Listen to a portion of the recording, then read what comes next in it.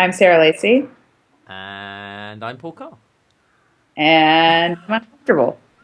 You're very very pregnant.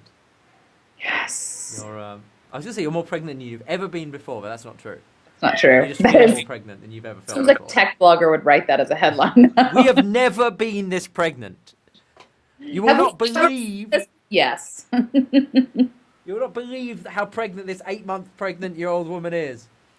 You're old. Um, and I am so pregnant that they were doubting my due date. they thought it was 3 weeks ago. Yeah. They thought you'd actually already given birth and eaten the baby. Yes. Um, Never seen someone quite so pregnant. we just learned. Um, Which is surprising because I was quite pregnant with Eli as well. you're almost entirely pregnant with him. Yeah, yeah. You. So it's such a joke that men always say, by the way. Which Like one? my mom was telling me that like when she was pregnant, she would talk about like degrees of pregnancy, and my dad would always be like, "Oh, you just pregnant or not? It's not." And it's like, yeah, no. No, that was not quite the joke I was making. I was making a slightly better joke than that because it's people. It's like people go, "Oh, it's like being half pregnant." Shut up. And by the way, I think most women of childbirth bearing age are exactly half pregnant. That's the point. Then that's sort of how it works. You can't be half pregnant. You can. That's how it works. And along comes the other half. Hey. You're welcome, biology. Um. Anyway, so you yeah. Anything that I have, any news or like updates in my life that I have, are basically uninteresting and irrelevant. No, I feel like they are. People are uninterested in my pregnancy. I get a lot of like tweets from people who are like, "I like following Sarah Kuda, but I hate when she talks about our kids." It's like, then maybe follow Pando Daily. Like Yeah. that's a way to get articles without anything about my personal life. Or just go Also, it's back. not my Twitter, my personal Twitter account. Just go back 2 years in your feed. Pretend the last 2 and a bit years never happened. Are you leaning on a Ben Horowitz pillow? I am, yeah. They're very robust. Like, look how thick they are. I like Yeah. compare this to like my Twitter pillow, which is like very thin and mushy. These Yeah. are. I have to say, Ani put a lot of work into sourcing these, and she kept saying like, "But this would be a $40 pillow at retail," and I'm like, "What? This pillow's a $40 value. This would be a $40 pillow at retail. It is very high quality." I I wonder have, how you like I always love it when they do an X dollar value in those things and you go, but they don't sell them anywhere. I love the idea that a Ben Horowitz pillow is a $40 value. If you no, were to but it's not the Ben Horowitz bit. It's the construction of the pillow. Was the point? I've got to say, I think the Ben Like Horowitz aspect. $50 for this, and it's like awful in comparison. Yeah. Where did you get the Twitter pillow from? Well, a long time ago, as you can see, because that's no longer their logo. Right. But where I did you? believe, From whence did it come?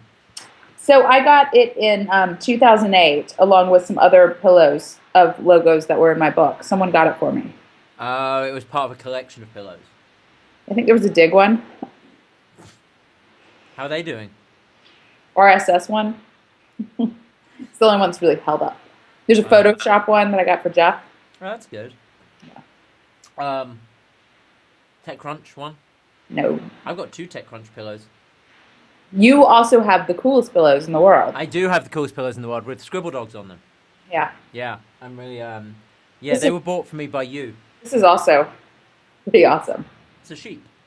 No, it's a giraffe. Oh, that's what I meant. I wasn't seeing it side on. From the front, it looked a bit sheepish. Was that made by that was homemade, right? By your My, mum, Jeff's mum, my mom. your mum. It's great. It's lovely detail. I mean, you couldn't put a retail price on that. You're watching Etsy Live with Paul Carr and Sarah Lacey. I assume you're going to edit out this 20-minute preamble on As crap. anyone watching this will testify, nope. Um, You have to say for yourself. What is, we've not done a Why Is This News for weeks. I feel like a lot's happened. from our point of view, a lot has happened. We've hired half the universe. Um, I honestly said over dinner last night, I've kind of lost track of who works for me now. You don't It's have that many people working for you. I want to. no, but 6 months ago I had no one. So no, there's just like a whole company now. It's really like, and given that the building in which we work is both living and working space, it is just still baffling to me when I wake up in the morning and wander into a bustling office of lots of people doing bustling things.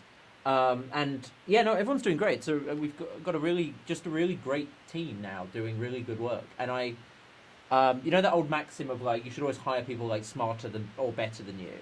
Yeah. Like it's really good on paper, but in practice it's quite scary Why? because Plenty of people smarter than me, and I don't find it scary. I find it comforting. I don't find them Since I'm about to go into labor. I don't find them scary in small numbers, but as a group, Bigger it's group of people working for me than you.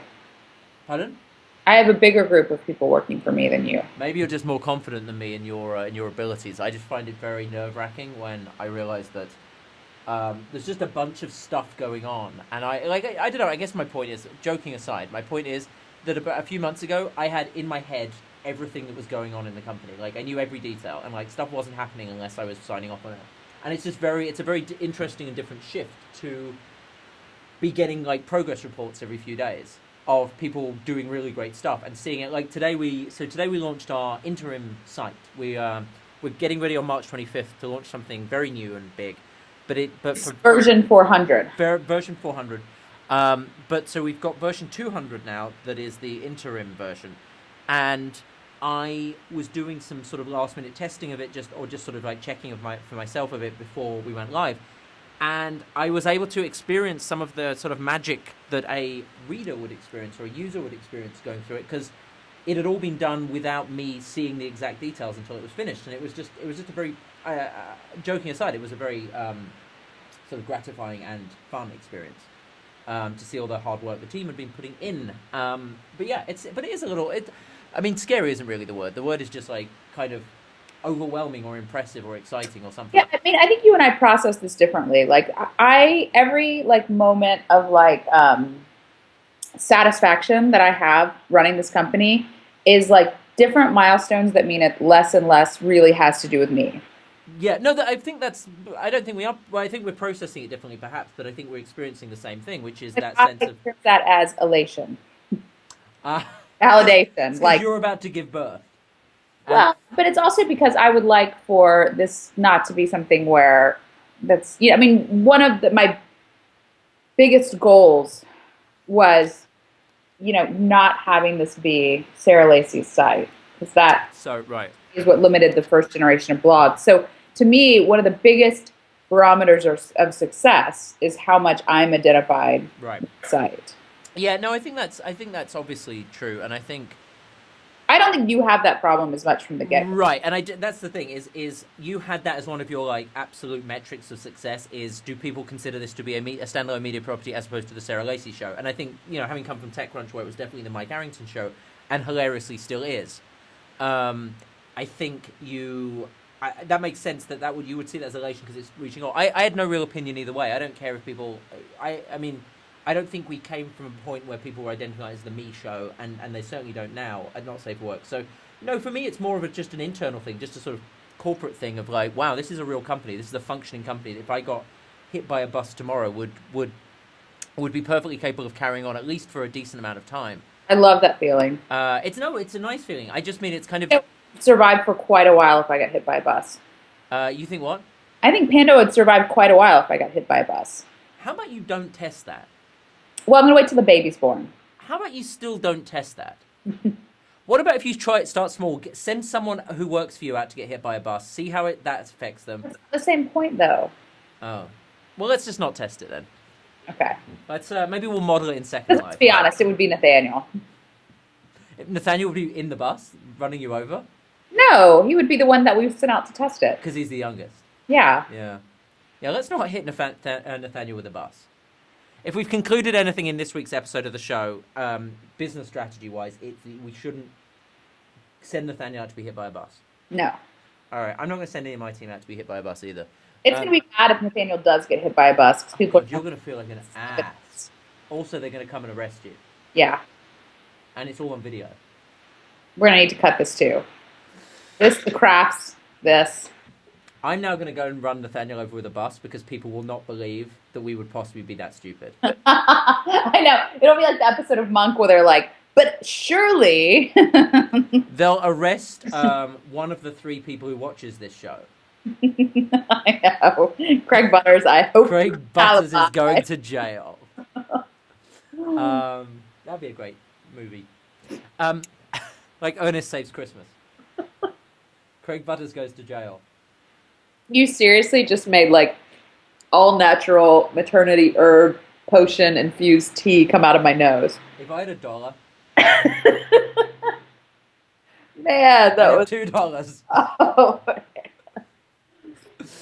oh. All right. So Let's have- exciting times here. Yeah. We've just. I just published a blog post saying that we're launching Talking. all natural maternity infused herbal what? Tea. You're leaving the room. Yes. I'll be back. I'm gonna play some music for the listeners at home. I'm in the Not Safe for Work studio. I mean viewers at home because I'm in the Not Safe for Work studio. I just think in terms of listeners. This is our velvet background curtain. But so if anyone has any requests of music they'd like to hear during this episode, I guess we're not live. I guess you can't really do anything about that. Tea out of my sinuses. That's pretty gross. I It's know. probably cleaned them out quite well. Oh, kind of burning. I don't know what's in that tea. There is a danger. All natural herbs. I heard.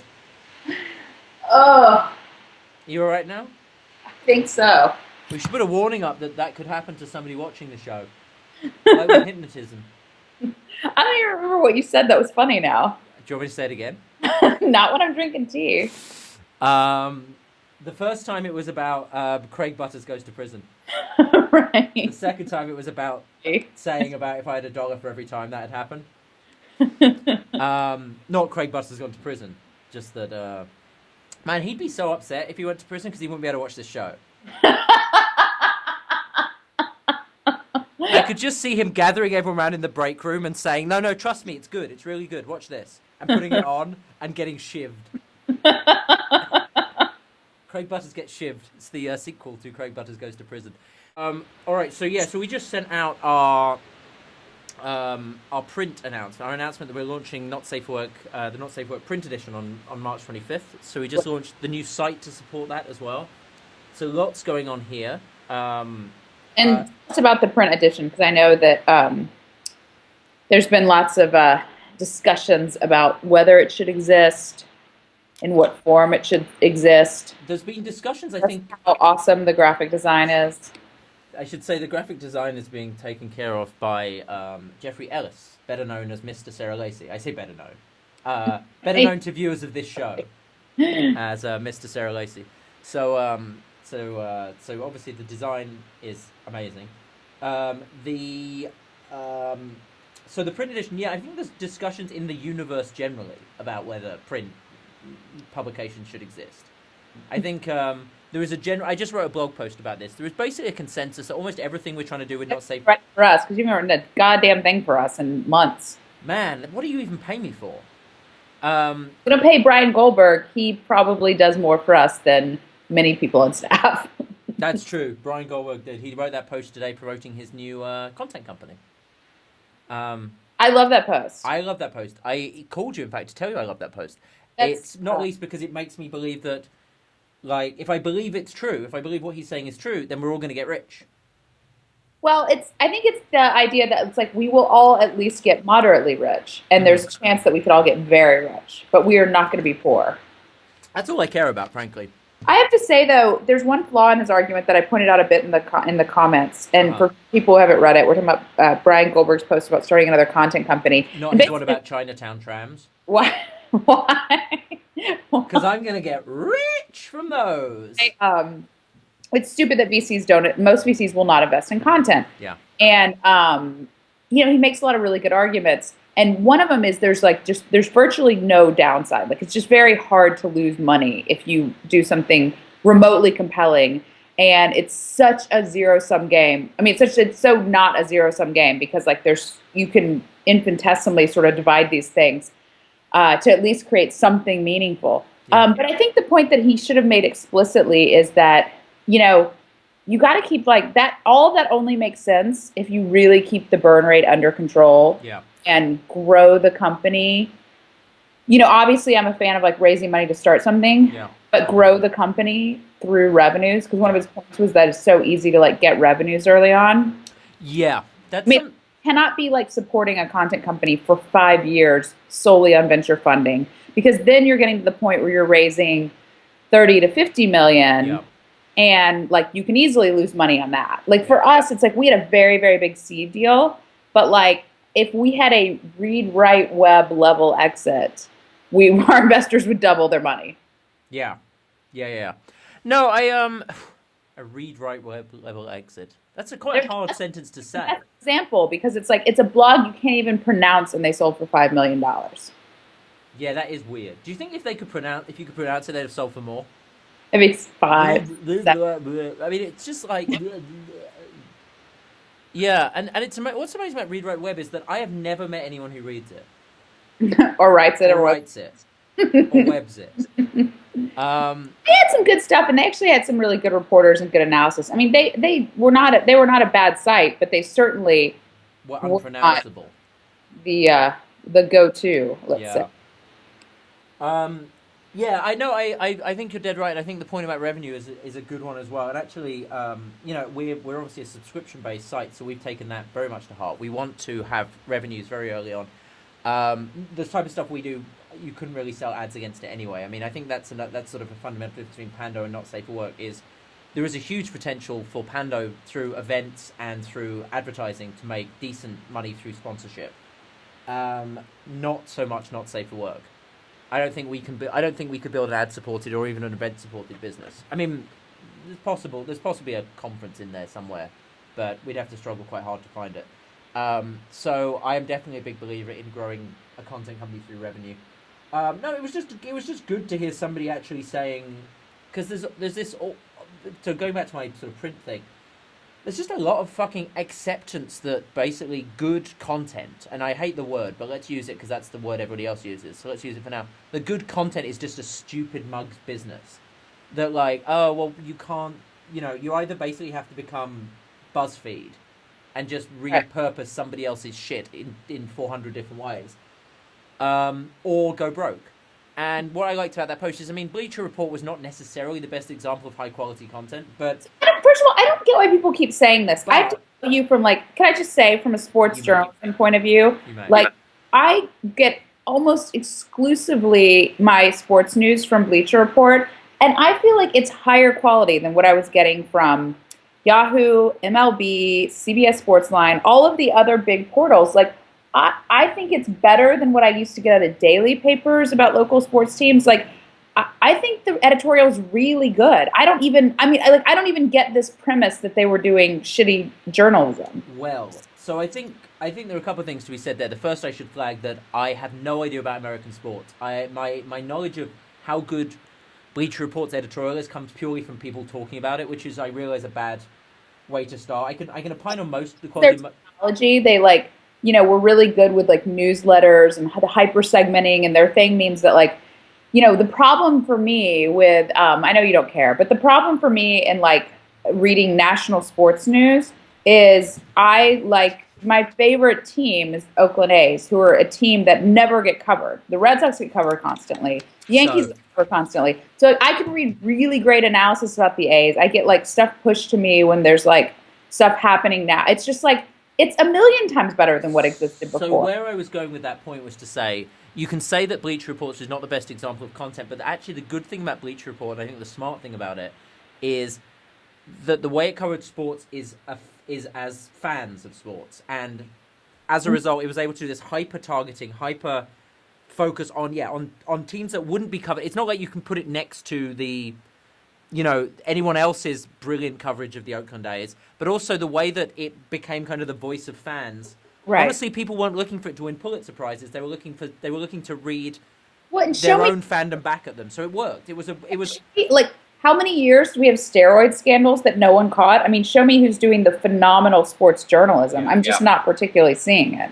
I agree. But the point being that as an editorial proposition, regardless of the actual words, which I can't really comment on, as an editorial proposition and as a way of getting the fans' voice and putting it back at them, like good talk radio does, They obviously did incredibly well.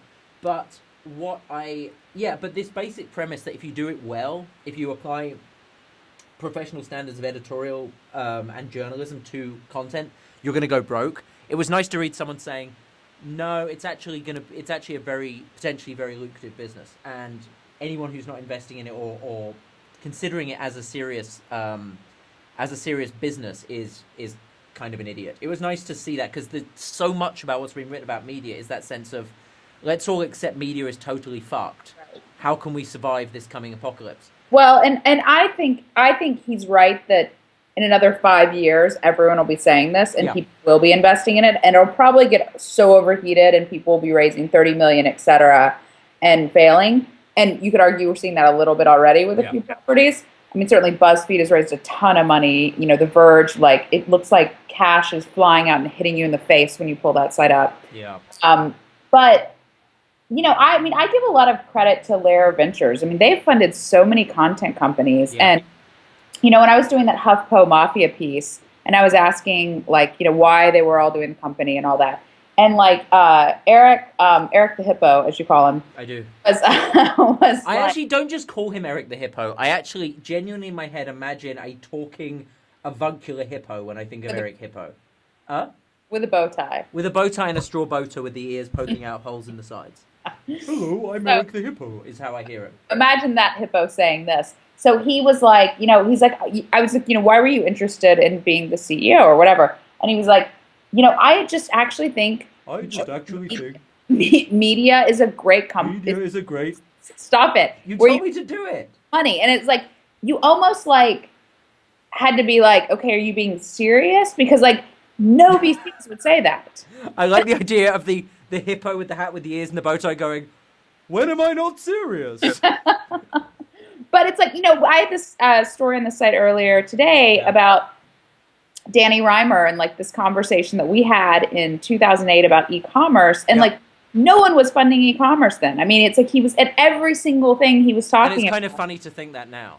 I know. And every single thing he was talking about is it's like the brand thing. It's the curation thing. It's the, it's like all this stuff. And it's like, I think that like a couple people like Excel who've invested in us and the parent company of The Verge and, Oak Ventures, which did the later stage deals in Oak, not Ventures, they're Oak something else. VC firms always have like one of three surnames. It's either Partners, Ventures. It's like in Second Life, you have to choose between a short list of them. Anyway, Oak, they did later stage in Huffington Post and Bleacher Report and Lair Ventures, and it's like I think those three are really going to be seen as the ones who got the best deals because right now the companies starting are really the ones because we've seen the first generation of these things being hobbies and what worked and didn't work, and it's like this is where the big companies are going to come from. I think whether it's you, whether it's me, whether it's neither of us, someone is. Both of us. Both of us. Everyone We're going to be the Graydon Carter and Tina Brown of, no. I want to be Katharine Graham. I don't want to be Tina Brown. I don't want to be Graydon Carter. I don't mind being Graydon Carter when he did Spy Magazine. I sure as shit don't want to be him now, what he did. I mean, not as a human being, but as I'd still rather be making the jokes. Huh? That seems harsh. No, I stopped myself. I don't mean I hold no, negative... Vanity Fair is one of the only print things I subscribe to and read. No, let me tell you my issue with Graydon Carter is, I think he's a brilliant... Now, so nerded off the media rails, by the way. The 5 people who made it... You want to go back to the pillows? Oh, yeah. So I think, or putting Nathaniel under a bus, the In front. herbal tea through your nose. I think Graydon Carter is a brilliant media guy, and I think if he'd just been doing like Vanity Fair and that kind of stuff, I would be like, wow, he's one of the best. In the same way as I think of people like Barry Diller and people like Rupert Murdoch. However, I mean, I know they're publishers, not editors, but the same idea. The problem I have with Graydon Carter is only that he used to do Spy Magazine and used to be so anti what he's become that it's kind of difficult to take him seriously because you read the old Spy Magazines and Graydon Carter is exactly the kind of person that Graydon Carter would have mocked. It's a very weird thing to look at now. So I kind of... I guess that's my issue with Graydon Carter. Maybe, though, you know what? If in 20 years' time I'm as wealthy and successful as Graydon Carter, I too will be not making jokes. I'll be like the editor of the publisher of The Onion. I'll be apologizing for jokes. Our writers inadvertently made a joke. We are firing them. We apologize. The Onion will never again make a joke. Please, if you're listening, Procter and Gamble, still give us money. About the Onion, I heard about this You didn't. today, and I didn't pay attention. All right, let me. So this is the problem when you are building a company and being pregnant is you miss these big stories. You also miss the LA cop going on a rampage. But you had heard about like some social app raising money. So I mean, you basically got most of the news. Yeah, I have to say, I remember I would talk to Mike sometimes, and I would bring up something that like everyone in the world knew about, and he'd be like, "What are you talking about?" And I would be like, "How can such a smart man like really not know what I'm Like saying?" Sherlock Holmes not knowing that that the Earth goes around the sun. That's become me basically. If it's like not something I need to do my job, it's like I can't. So the Onion, this Onion story is very. It actually is that sweet spot between it being something that got some news headlines generally, and also is something that made me feel really good about what we're doing. So the Onion during the Oscars, on their Twitter account, everybody else, by the way, who's remaining watching this show, both people are like, we know the story, but I'm telling you because you genuinely don't know. Just like short version. So short version is 140 character version is during the Oscars, the Onion tweeted a joke. And the point of the joke is everybody in Hollywood, everyone in the like entertainment press, is so quick to like decide that successful female actresses are just like the worst fucking bitch. Like everybody's turned on Anne Hathaway suddenly. Mm-hmm. So they made a very mean joke about that 9-year-old girl who was nominated. Mm-hmm. And the joke essentially was, everyone's afraid to say it, but we think whatever her name is kind of a cunt. And it was just right. It's a little harsh, but that face that you did is the correct response. It's like, whoa. But then you kind of go, all right, fair enough. I mean, it's like because the joke is, you wouldn't call a 9-year-old girl a cunt. No, but she sees that, her parents see that. That's not cool. It's a joke. It's the Onion. I agree. Yeah, but let's not pretend the Onion has been doing cutting edge humor. So this is exactly the point, and this is actually what Mark and I were talking about the other night. This is the problem: is if the Onion was still the Onion that we remember doing, when Barack Obama was nominated.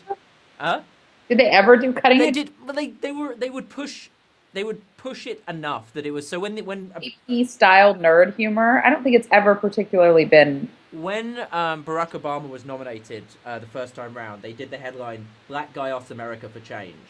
That's a pretty fucking funny joke. Yeah, they got one in the. Exactly. Look, I agree with you. That doesn't mean they're known for that. I agree with you.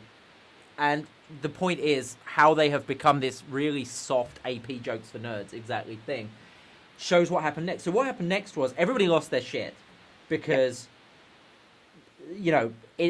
outrage is what we do on the internet now, and demanded that the Onion apologize. Now, the correct thing to do if you're a humor publication is to not apologize. Because if you apologize, you basically now have to apologize for everything. You're a humor. You just have to kind of let it go and just go, maybe next time we won't make that joke, but we're a humor publication. So they didn't. For the first time ever, their CEO, not their editor, their CEO wrote an apology, a totally sincere apology to the actress, whatever, I can't remember her name, saying, "You are a very talented young lady, you are better than this, we apologize." And also said, and this is the most egregious bit, also said, I will be taking disciplinary action against the writer. Oh, that's bullshit. Completely threw the guy or girl, I don't know. And even if you do, don't say it. Yeah, fuck you. I have to say, there's so many times. I shouldn't say this. Say it. I'll say it later to you. There are so many times you have read on Panda and thought, I should fire that person. And yet, I was going to say, done it quietly. You've just you paid a bus driver a few dollars, told them where they're walking, and if they get hit by a bus, that's it. No, I was going to say there are times, and actually most of these people probably don't still work here, but there are times where I've defended a writer publicly, but then privately been like, that's what you do, right? That story had some issues. I just wrote a blog post about this exact. Don't do it publicly, and it's like I don't do it publicly for a really selfish reason because I don't want reporters feeling like they're out on a limb and like I don't have their back. I want future, this is even more selfish. I want future reporters to know this is a place where like I will always back people up. Yeah, I wrote a post on my own blog about this yesterday, in fact, saying basically to be absolutely clear, and it was going to be just an email to the team, but I thought, fuck it, I may as well publish it because, you know, I haven't published anything on Pando forever. Why not? I'm just one of the people who used to work for you. Paul, this story has some issues. One of them is we don't pay you to work here. Um, the Anyway, you can cross post it. No one's reading it on my fucking blog. I thought it was a little bit self-regarding for Pando. It was actually a flattering thing for Pando. I'm doing a series this week on the future of journalism and what we're doing in Not Safe for Work. You can have it on Pando if you want. I think it'd be great. All right. But the thing I wrote yesterday was basically saying, to be absolutely clear. Can we wait till I go into labor and write it because we're going to need some copy that week. To be absolutely clear, if I hire a writer, I have put in place the editorial procedures. Now, for us, it's I see everything before it gets published. For other publications, it's I trust you to give you these credentials so you can publish this stuff. We're somewhere in the middle. Now, exactly, yes, you are somewhere in the middle. You have an editor between that, but the point is, like, some stuff, 2 editors. Ghostbusters, 2 editors. 3 counting me. The point is, Teenage Mutant Ninja Turtles editors. And sometimes we co-edit each other, so. The point is, you put into place editorial procedures. At that point, it becomes your fault what goes on the site. Yeah. If somebody fucks up, and especially if somebody fucks up for doing their job a bit risky, as in, if somebody plagiarizes, totally different thing, because you've made clear that's not acceptable. As I put it on on my blog post, if somebody rapes the company dog, I'm going to have an issue with that. We don't have a company dog. It's a fictional dog. I'd like to apologize to dogs. They are better than that. I just, like, why does it always have to go there with you? That's just what I'm wondering. I need a go-to, and dog rape is something we can all agree on. Can't we? What are we agreeing? That it's bad. That it's the most egregious thing you could do in a company environment. I don't think it's the most egregious. I would say another human being's rape would be more egregious than a dog. You're absolutely right. If somebody does that, they're in even more trouble. But rape is okay. If both the company dog and somebody who works here come to me with the same story, I will deal with the person before I deal with the dog's feelings. We're agreed. The point is this. Let's hope that doesn't happen. But if that does happen, my point is they will be subject to disciplinary action. If, on the other hand, I have said, we are a humour publication, I trust you to go and make jokes, and you make a joke that I don't find funny, then I'm probably not in a position to publicly say that you're going to be disciplined. That doesn't make any sense. Because, as you've just said, every single person in the company is then shit scared to make a joke. Because if they do it, they're going to get thrown under the fucking bus. It's hard enough to do jokes at the best of times. You have to... And it's the same with journalism. It's really the same, which is, if I'm going to write a piece that's well-sourced and does everything that you've taught me to do, but is probably going to get a shitload of pushback from the target of the piece, I'm going to want to be sure that whatever happens, you're going to have my back. Even if quietly afterwards you tell me lessons that, you know, blah, blah, blah. So it just was the most fucked up. And then on the same week, he did an interview with Ad Age where he talked about how he's changed The Onion from being somewhere where advertisers didn't feel comfortable to somewhere where they feel there's a collaboration. And it just made me want to go and punch the living shit out of him. Like, it was just so... Do you understand what you do is not... And, okay, if we accept... That's what they do. They're not edgy. But, like... But they are presenting themselves as a... They are. I think they're presenting themselves as, like, this is... It's the opposite of you. It's safe for work. Yeah. You know? Safe for Procter & Gamble. On your computer at work. You could pass around the link. Yeah, this is basically what Mark and I were talking about the other night. Yeah, your mom can read it. Yeah. My mum wouldn't understand it. She's a smart woman, but it's not really her kind of humor. I don't think my mom would. I think my mom has other things to do, like read Dostoevsky. She's not reading. I mean. Yeah, my mum has other things to do, like not reading Dostoevsky. What'd your mom read? I don't know. My mum works like 21 hours a day in a hotel. It's a lot. I think she probably reads reservation inquiries, responds to them. Anyway, so... My mom most definitely does not read Pando. She's always been confused by everything I've written. Except my 2 books, which I think are the only thing I've written my parents have enjoyed. Let me tell you, they were excellent books. They were... I liked them. And they got you those pillows. Least least commercially successful thing I've ever done. But Um, yeah, but you know what? That's not why you did them. In fact, if you'd have wanted them to be commercially successful, you wouldn't have spent 100 grand reporting the second one. no, it would have been the 4 hour emerging market, not. The I'd have. I kind of want to write that now. I don't even know what that means. Whatever it means, it would result in a bunch of I, fucking I don't hoodie know what the wearing. original one meant because it wasn't about working 4 hours a week either. All I know is that you'd have a bunch of hoodie wearing wannabe douchebags walking around going, "No, I totally spent 4 hours in Rwanda. Yeah, I don't know. I just stayed at the airport, but like, yeah, I'm gonna be just like that guy." Kickstand. Um, yeah. But you know what? Good luck to him. He's doing well. How is his Amazon book doing? His 4 hour chef. Yeah. A 4 hour chef is just a chef. That's the first thing that springs to mind. There's not many things that chefs do that take more than 4 hours. If it was like, Oh my God, that's not true. There's a lot of things chefs do that take all more. right, but it isn't inherently remarkable that a meal could be prepared in 4 hours. It's not remarkable. Like 30-minute meals the is 4 hour, 24 hour marinade. Yeah. What's your secret, Tim? But the 4 hour thing that can be easily accomplished in 4 hours. pasta. Yeah. If anything, you could overcook it in 4 hours.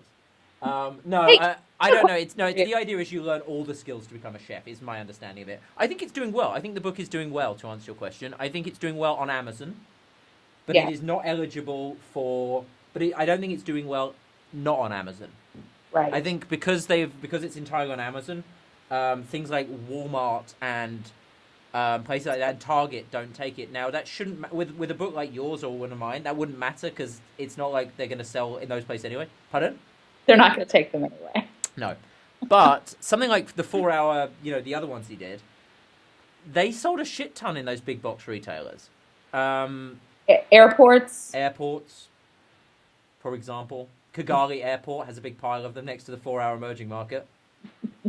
Yeah, I don't know. He's making a shitload of money with that franchise, so good luck to him. I say it's like the fucking I like Tyler Perry's 4 hour work week. making money off of book writing.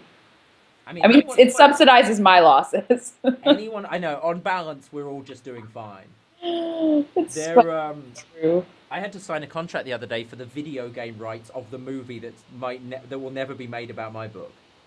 I've made so much money Stop from rubbing in that your book. No. Let me be clear. I've made almost all my money from that book. Do you want to compare how much money we've raised for our companies? Because I'll win that one. I was going to say, I don't think in the grand scheme of amounts of money people have given us, I'm going to win. But no, what I was going to say was actual sales of books. I don't think I've made a dime, but through people paying me for things that First one, no? only in the advance, not You didn't from royalties? no on the first one, no. Yeah, I've never made anything off of royalties. No, I've made royalties on one book, which is the Byliner one. I'll tell you what I made a huge amount on is speaking gigs. Yeah. So unfortunately, I have made actually quite a bit of money off my books. Just the publishers have not. So before you get all fancy about my video game rights, that's the point. You've made money off the speaking gigs. I'm not asked to speak many times about being a drunk dickhead. In fact, since the last time I apologized, That's the keynote I do. Paul is a drunk dickhead, and it's Sarah's keynote. Going to Uber next week. Yeah. Sarah's keynote about things I did while drunk gets her so much money. I don't know why that Nigerian church paid you to come and talk Do you about hear when that? you're drunk. Is Eli here? Can you say hi? Hey, it's Eli. Hello. No. He was running in here saying, "Mama." No. What's it say on his t-shirt? Most- Whoa, calm down, Eli. What does it say on your shirt? Not quite. Try again. It says most eligible bachelor. Not if he acts like that. It's this noise. Is he trying to say read, write, web? This is how he reacts to Paul. Hey, Eli. Oh, he's holding my hand. Hey. Paul. No. Yes, it is. Admiral. Yes, it is. Hey. We for the benefit of those watching, we when I first met Eli, Sarah did that whole like, oh, it's Uncle Paul thing. And I said, if I'm going to have a title that's completely made up and arbitrary, I'd like a better one, a cooler sounding one. So we came up with Admiral. So to Eli, I'm Admiral Paul. Now, Really easy for a 1-year-old to say. Huh? It's really easy for a 1-year-old to say. The Admiral. Close. It's easier than read, write, web.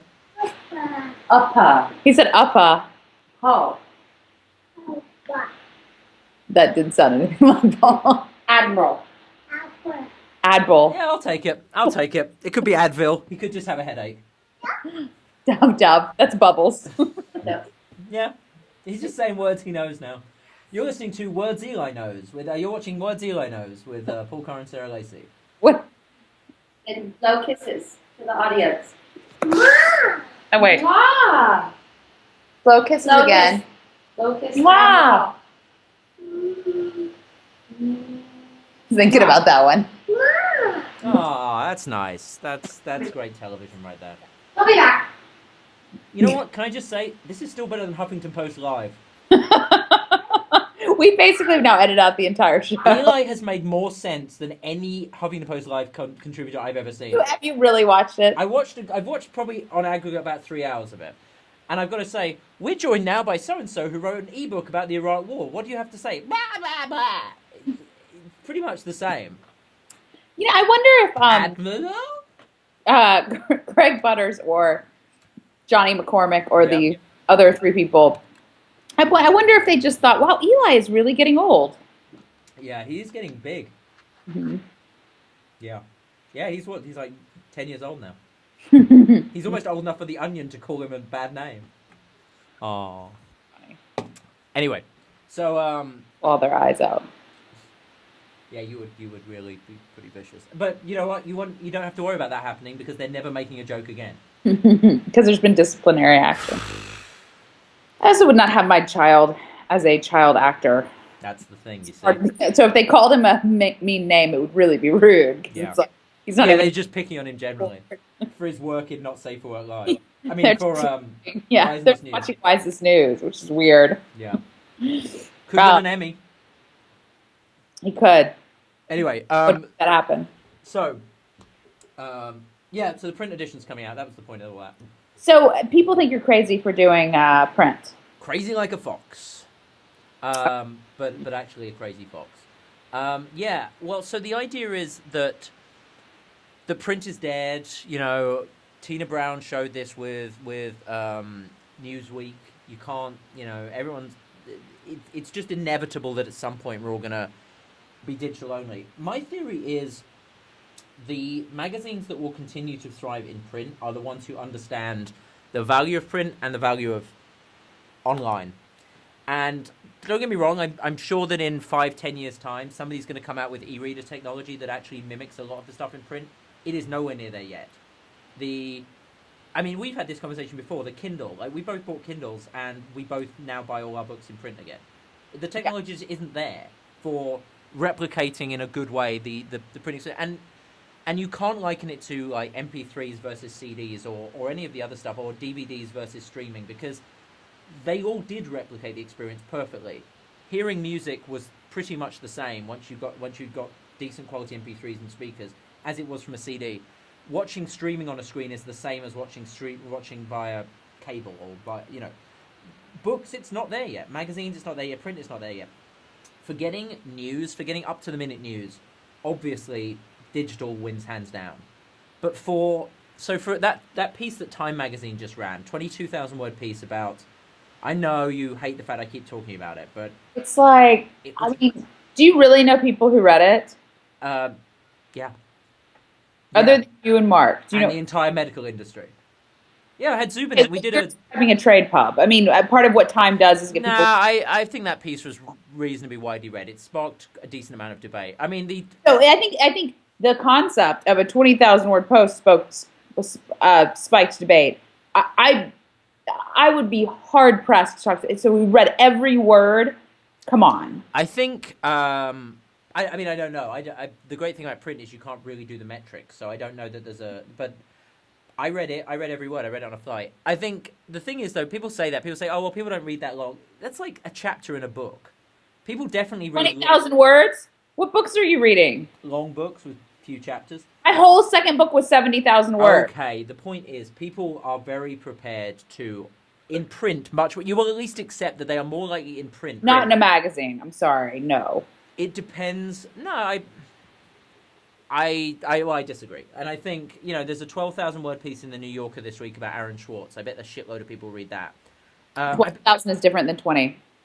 Okay. That's like saying, oh, well, there's a 6,000 word one in Vanity Fair, so people will probably, read the 12,000. Like, I mean, come on, half is your cut. I think I would argue, well, anyway, that's actually the 20,000 thing is kind of a red herring in this conversation because what we're talking about with our print edition is two 12,000 word pieces. So the entire print edition is built on the back of these two long form sort of double A side pieces. 12, I just think we have a problem right now with what people mean when they say long form. I don't like the phrase long form, but it's just easy shorthand. It's like content. It's easy shorthand for the audience. To our like John McAfee post is long form, and they were like 1,000 words. Yeah, because online, because A, people are idiots, and B, no, I'd say long form is anything over 10,000 words. A single piece over 10,000 words is long form to me. I don't like the phrase long form. I think it's become a thing that people who have no idea about media talk about.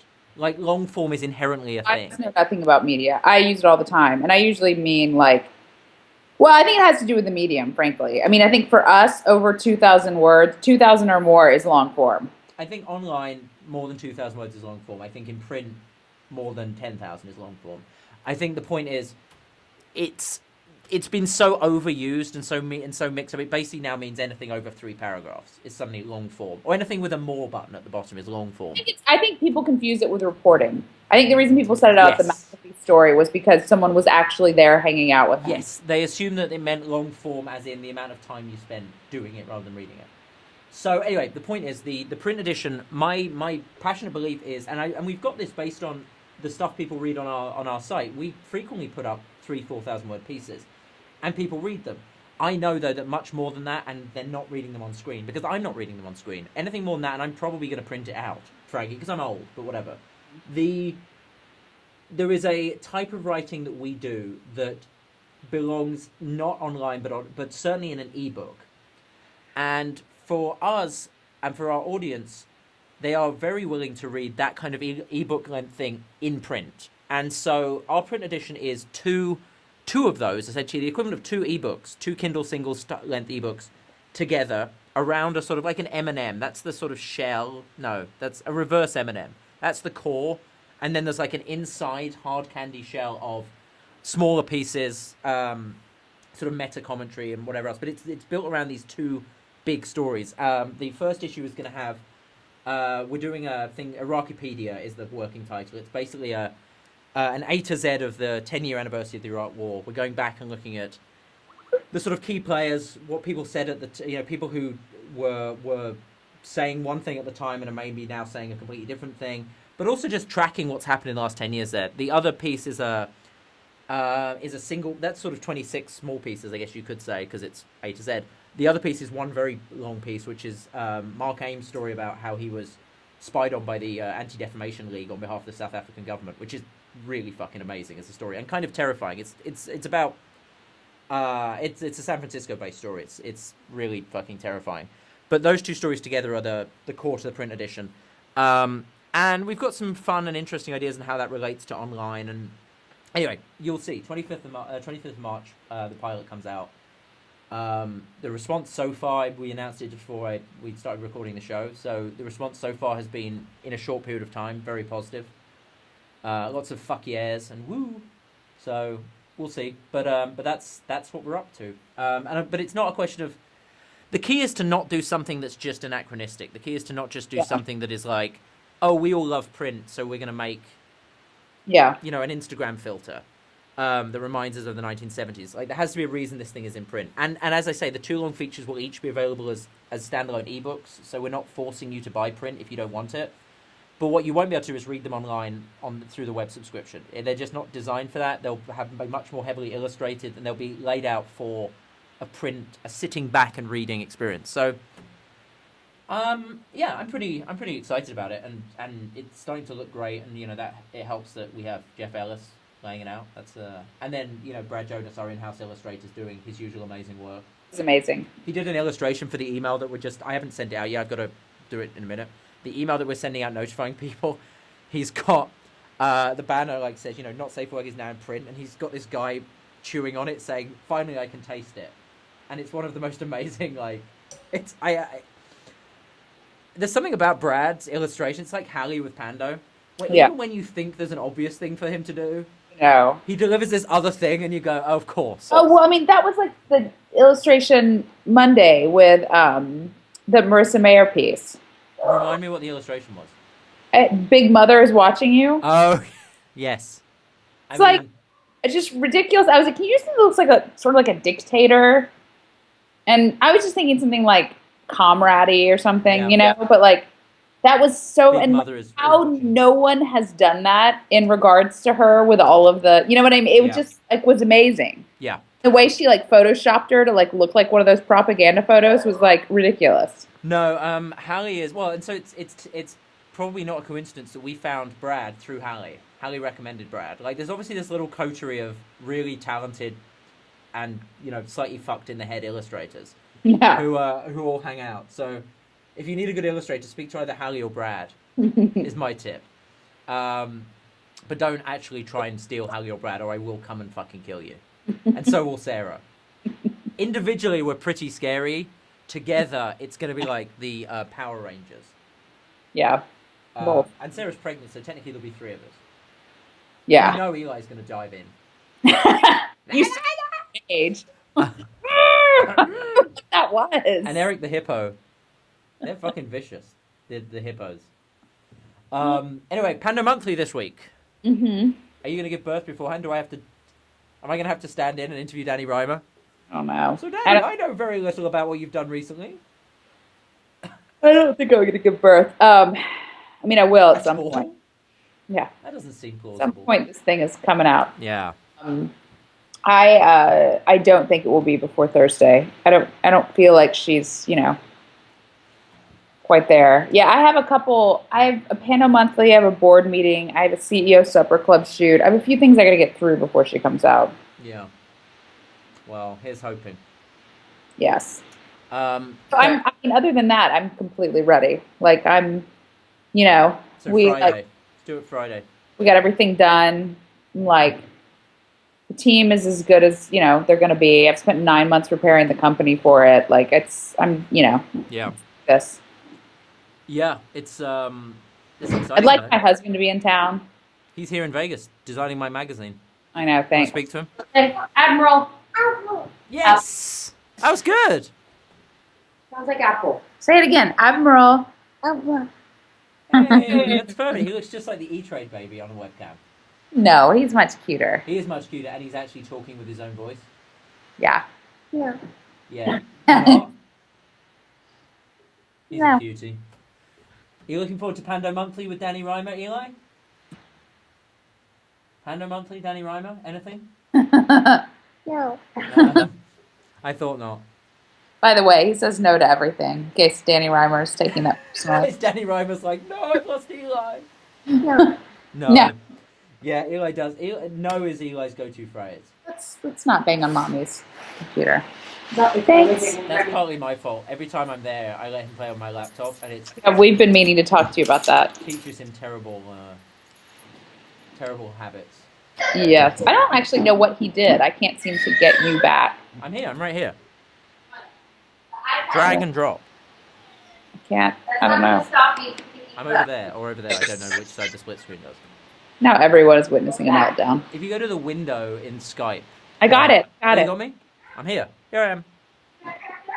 All right, we should. This has been the most unfocused episode ever. Would you please do a little bit of editing on this? This is ridiculous.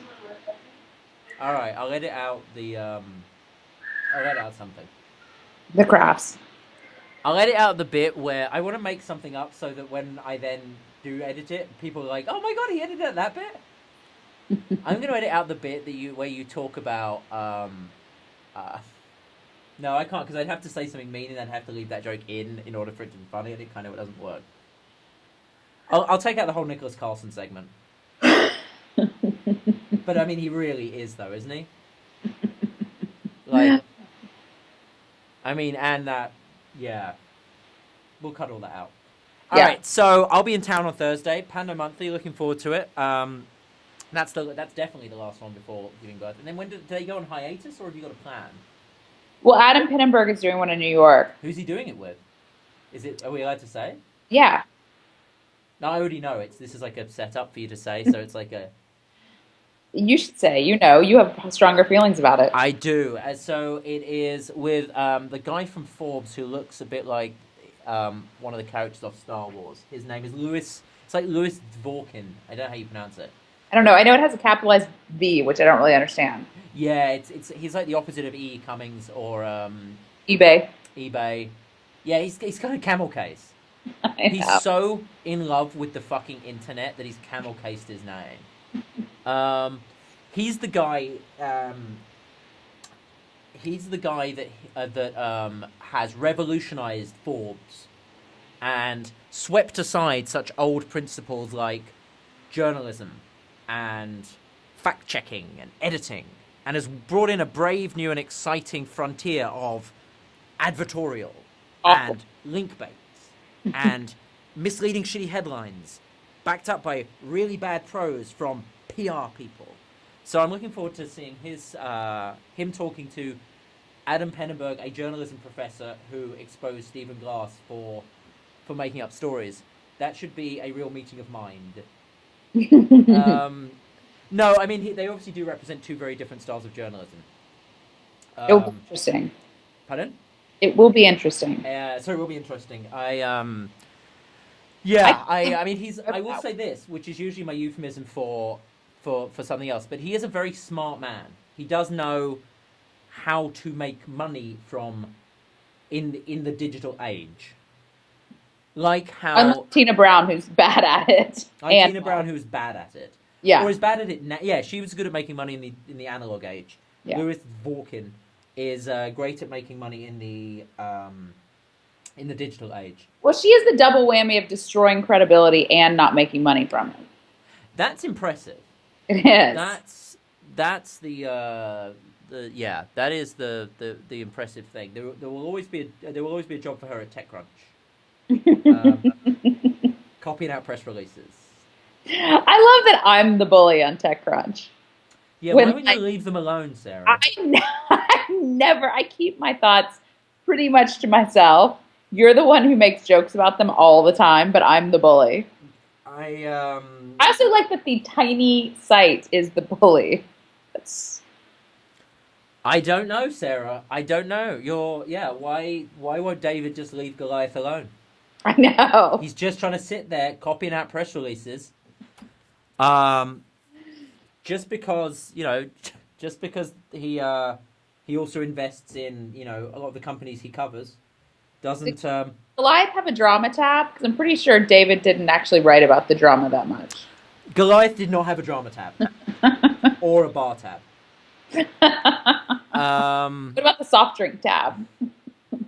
I wonder what's bigger, the drama tab or the bar tab at TechCrunch. Because one frequently leads to the other. All right, enough of being nasty about. And I should put in my normal disclaimer at this point that there are, because I genuinely mean this, there are some very good people at TechCrunch, wildly outnumbered, but they're basically surrounded at this point. There's no escape for them. It's astounding that all these really good people don't just find other jobs. I mean, there is a strange, misplaced assumption that if they keep working hard, it'll get better. But, no, look. The funny thing is, when I mock Business Insider, it's commentary. When I mock TechCrunch, it's some sort of bullying. Like, I don't understand. I just went into a railed about Forbes. I just don't like bad journalism. I know. Like, that's sort of what it comes down to. Is I don't like page view grabby, bullshit headline, non-reported, 80 posts a day journalism. I don't care who's doing it. So, and I feel bad for the people who are reporters who are there and who pardon? I don't.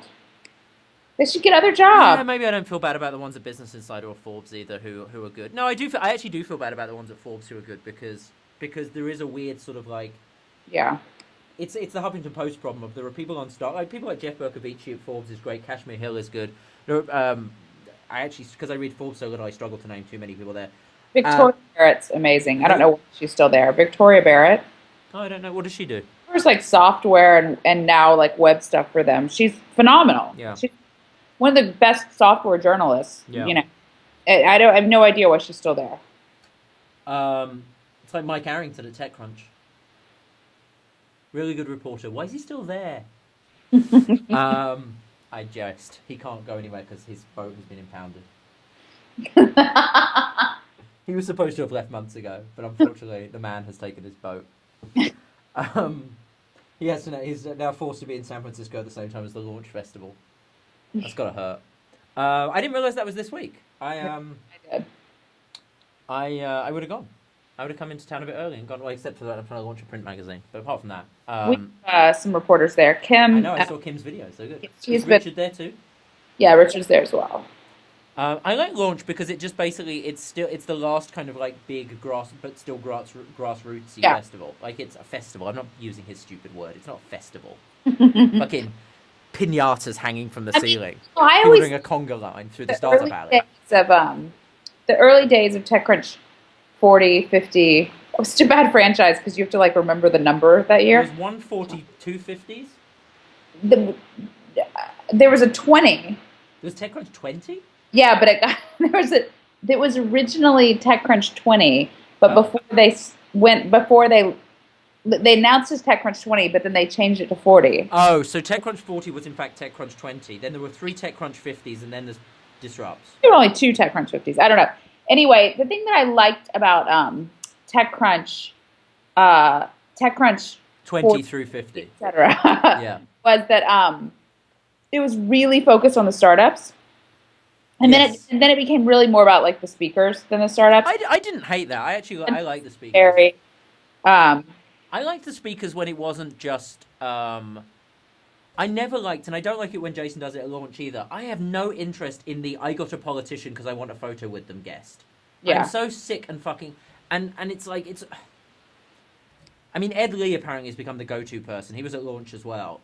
But it's always the mayor. It's always With him. So Huh? before you completely no. talk, I just said I saw he was there because I saw Kim did an interview with him. Yeah, no, at no. least Ed Lee actually like there are massive San Francisco policies that are a big problem for entrepreneurs. Yeah. Versus, and there is this weird thing where you have the city where the most entrepreneurship is coming from. Yeah. The city government is as hostile as they possibly can be towards it. Yeah. And like Ed Lee is like sort of a sea change moment in that, hopefully. So like there's actually a tie to like relevant entrepreneurship in the room with him versus like, Shimon Peres. Shimon Peres was amazing for 2 reasons. One, he said nothing of any interest at launch 2 years ago, and 2, he meant that most people couldn't get into launch because the Secret Service was keeping them at bay with guns. We ended up that was the year when we went there and yeah, you couldn't get in for like 2 hours. We just went and had coffee with like everyone else who was supposed to be at launch. But Yeah. Jason was happy because he got his like Secret Service pin badge that meant he could go backstage with Shimon Peres. Wasn't it like Shimon Peres and Yossi Vardy? Wasn't it? I mean, I think it was like My new assistant was watching some of the live stream today. Uh-huh. I just heard from the dining room, we've got Yossi Vardy. Like, everybody stand up. Jesus, I love Yossi Vardy because, and I mean this in the nicest possible way. I have no idea what he does or why he's interesting. he angel invests. He is the Ron Conway of Israel. That's I what get that he has money. What I mean is, why do we care what YouTube videos his grandkids have just shown him? He does every time. He goes on stage and he's like, and now here is a man falling off a surfboard. And people are sitting there going, I don't get why this is good. But then he does the Chris Angel trick of going, if you love cake, stand up. And everyone goes, oh, I love cake. And they're standing up and it's like, Yossi Vardy gets another standing ovation. I'm sure he's a really nice guy. But it's amazing the cult of like love around him as a speaker. I think it's declined quite a bit. You actually rarely see him. But I think part of it is he does what's that thing before Davos people go to? DLD. Yeah, he does DLD. He does Kinternet. He does things people want to get into. As long as you do that, people will ask you to be at things. Man, I didn't know. No, I just love it. No, one thing I do love about Yossi is his ability to, every single time, on command, get the audience to dance to his like seals clap along to his thing. He will just say the most ridiculous non sequiturs. Like when he judges things, he's always like, I think this startup is great, and it's really good to see women on stage. Stand up if you agree that women on stage is great. And it's like, who isn't standing up to that? Like, it doesn't. A lot of people don't. People are lazy. People in wheelchairs don't. But generally, they'd be like, stand up if you think it's great to be in a wheelchair. No, I don't know. But good on him. He makes them fun. It's always fun watching Yoshi. He's funny, and he's different, and he's yeah, confused. But in fairness, he did invest in ICQ. How many of us can remember that? He's invested in a lot of Israeli companies. The knock on Yossi, which I made in my book and I've made before, and this is not anything he and I haven't discussed, is he fundamentally believes that you cannot build big companies out of Israel. And I think you can build big companies out of everywhere. And I think it's very patronizing to invest in someone but say, hey, if you can get 10 million out of Yahoo. Yeah, he's a flipper.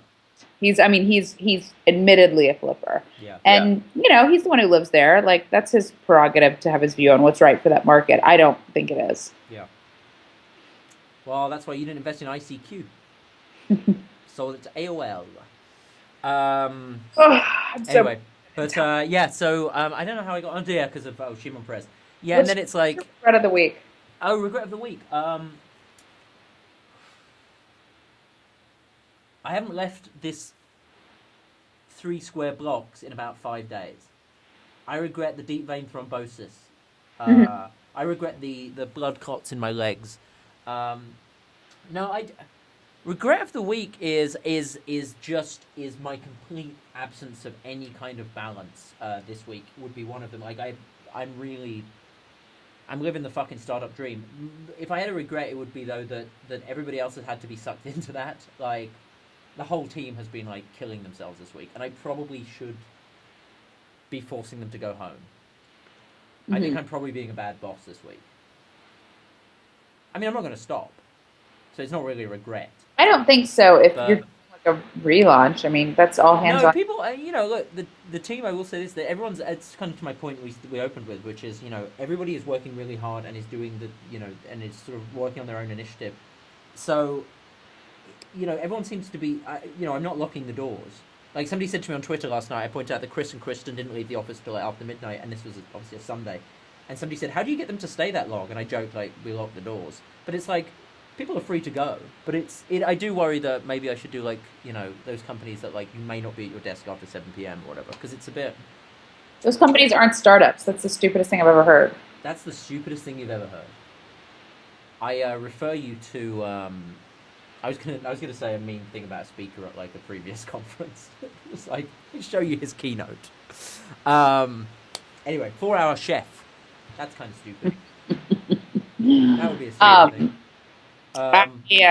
My regret of the week is that I did not have any childcare this weekend. Yeah, you. I always say that one of the reasons that I am able to balance everything is that I don't try to be a superhero and bring in help when I need help. Yeah. I don't have this like obsessive I have to do everything. I'm super mom, blah blah blah. Yeah. But this weekend I stupidly did not have any help, and I realized that, and my husband's out of town, and I realized that a 1-year-old who is starting to flip out because he knows everything is about to change dramatically, and a 9-month pregnant woman are not a good combination without other things. So I'm going into this week feeling like I should probably be in bed for a week, and like I've pulled and torn every ligament in my body. Yeah. So it's like that was not good. Speaking to you yesterday, you did sound a little harried. I don't know how you do it, even with help, frankly. Like I can barely I'm working ridiculous hours and killing myself just with the company startup stuff. Right. I am not pregnant.